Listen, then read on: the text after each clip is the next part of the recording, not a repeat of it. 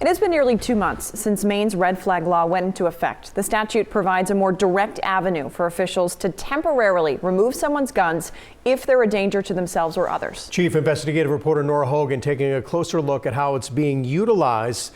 So Nora, how often has it been used so far?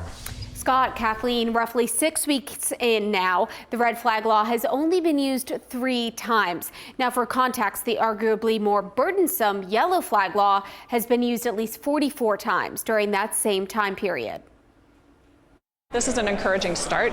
Typically, when there is a new law, it takes people a while to get used to it. One of the benefits of the red flag law is that it allows family members or friends to petition a judge directly rather than going through local police. But so far, all 3 cases were filed by law enforcement. Anytime somebody has to go to court, that can sound daunting to a lot of people. So there needs to be education about it. 8 Investigates was able to obtain court records related to one of those cases. In February, just days after the red flag law went into effect, a Paris police officer filed a petition and a judge granted the order, prohibiting the subject from possessing or buying guns after a month of violent outbursts towards friends and family members. One of those incidents was an assault that resulted in a separate criminal case. Paris Police Chief Michael Ward tells me that they weren't able to take the man into protective custody, so the red flag law was their only option.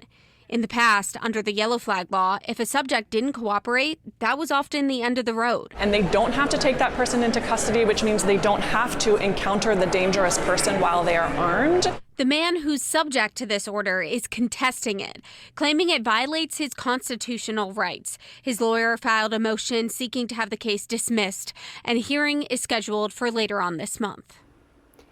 Meanwhile, despite broad support as a citizens' referendum when the red flag law was earlier introduced, some state lawmakers proposed a bill to repeal the red flag law that just got voted down today, leaving that measure in place.